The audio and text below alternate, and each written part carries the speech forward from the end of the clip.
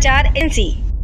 राज्यसभा सांसद सरोज पांडे एमसीबी जिला की किल्हारी पहुंची। छत्तीसगढ़ में 6-7 महीने बाद विधानसभा चुनाव होने हैं, जिसके चलते छत्तीसगढ़ के अब बीजेपी के बड़े नेता प्रदर्शन और धरना जैसे कार्यक्रम कर रहे हैं। आज एमसीबी जिले के खिलाड़ियों में राज्यसभा सांसद सरोज पांडे पहुंची। विशाल आम सभा एसडीएम कार्यालय का किया घेराव। आइए आपको बता दें, पूर्व महिला मोर्चा की राष्ट्रीय अध्यक्ष राज्यसभा सांसद सरोज पांडे के नेतृत्व में आज भाजपा के हजारों की संख्या में कार्यकर्ताओं ने किल्हारी एसडीएम कार्यालय का घेराव करने पहुंचे। मोर आवास मोर अधिकार के तहत प्रधानमंत्री आवास योजना के हितग्राहियों के साथ आज भरतपुर सोनहत विधानसभा के किल्हारी ने मोर आवास मोर अधिकार से वंचित हितग्राहियों के साथ भाजपा कार्यकर्ताओं के साथ आम सभा और एसडीएम कार्यालय का घेराव किया। INS उमरिया से ब्यूरो चीफ दीपक विश्वकर्मा की ग्राउंड रिपोर्ट। ये छत्तीसगढ़ प्रदेश में भूपेश बघेल की सरकार है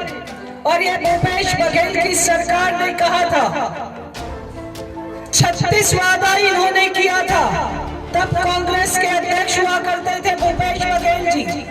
इन्होंने जितना वादा अपने घोषणा पत्र में किया वो केवल और केवल घोषणा ही रह गया है। आपको मैं गिनाती हूँ, और हम बहनों के साथ तो उन्होंने दोहरा विश्वासघात किया है, तो हम बहनों को उसका हिसाब किताब बराबर करना है। इन्होंने कहा जितने बुजुर्ग लोग हैं उन सभी बुजुर्गों के लिए इन्होंने कहा कि हम वृद्धा पेंशन जो अभी 300 रुपया मिलता है उसको कहा कि हम 1000 रुपया करेंगे। 1000 रुपया मिलता है, वृद्धा पेंशन 1000 रुपया मिलता है। आज 4 साल का सरकार का समय पूरा हुआ। भूपेश सरकार ने हमारे बुजुर्गों के साथ झूठ बोला। उनको कहा कि हम आपको 1000 रुपया देंगे, एक महीने में 1000 रुपया। 300 रुपया बढ़ने की बात थी, वो 300 को 1000 रुपया करने की बात कहने वाली है सरकार। ये भूपेश सरकार झूठ बोलती है और आज तक इन्होंने हम लोगों को पैसा नहीं दिया। ये सरकार ने कहा कि हम जब सरकार में आएंगे तो हम 100 दिन में कितना, एक साल में कितना दिन होता है? 365 दिन, और 100 दिन में हम शराबबंदी कर देंगे। आप मेरे को बताओ, आपके छत्तीसगढ़ में ये कहां पर शराबबंदी लागू किए हैं? एक साल में 365 दिन होता है।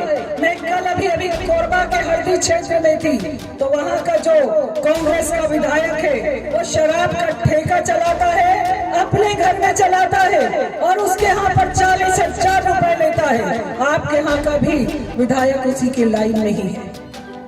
मैं आपको ये बात कहना चाहती हूँ कि 100 दिन का वादा करने वाली ये सरकार झूठ बोलती है, हम बहनों के साथ में झूठ बोलती है। जब हमारी डॉक्टर रमन सिंह की सरकार थी तो हम तेंदू पत्ता तोड़ने के लिए हम जाते हैं तो हमारे पैर में कांटा चुभ जाता है, गर्मी में जाते हैं तो पैर जलता है, इसलिए उन्होंने चरण पादुका की शुरुआत करी थी।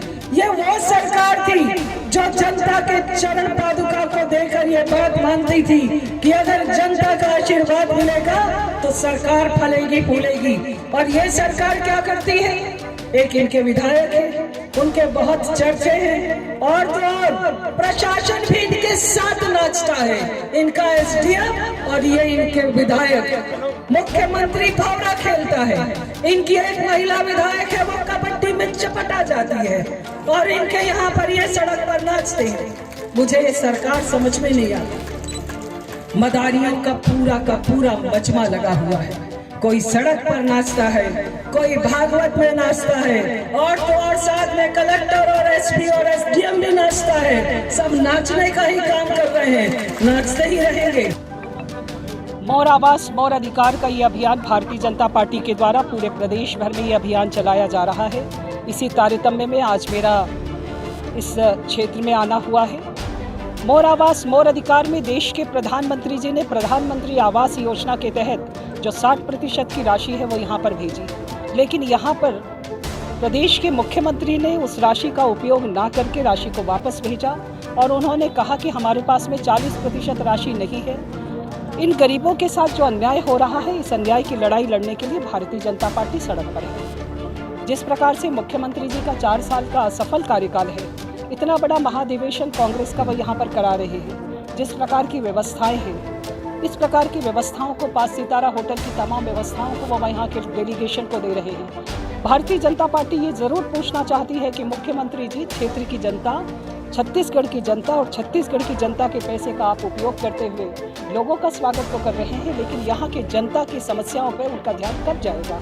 4 साल के समय में उन्होंने जो वादे किए, जो उनके घोषणा पत्र में जो विषय को उन्होंने लिखा है, उस पर अमल नहीं हुआ है। अगर वो उस पर अमल कर रहे हैं तो मुख्यमंत्री जी कहीं पर भी उस विषयों के साथ में अगर चाहें तो चर्चा कर लें, किसी भी चौक चौराहे पर आम जनता के बीच में अपने घोषणा पत्र को लेकर चर्चा करें कि उनकी कितनी घोषणाएं पूरी हुई हैं, उन्होंने जनता से विश्वासघात क्यों किया। भारतीय जनता पार्टी लगातार पूछती है। आप मंच से भी कहा कि जो इस सरकार में सब नाचने वाले हैं। इस क्षेत्र के जो विधायक हैं, कलेक्टर हैं, एसपी हैं, प्रशासनिक पदों की एक गरिमा होती है, प्रशासन की गरिमा होती है, उस गरिमा का पालन होना चाहिए। विधायक को भी अपनी गरिमा का ख्याल रखना चाहिए। कार्यक्रमों में आप जाएं तो आपके पद की गरिमा का ख्याल रखें।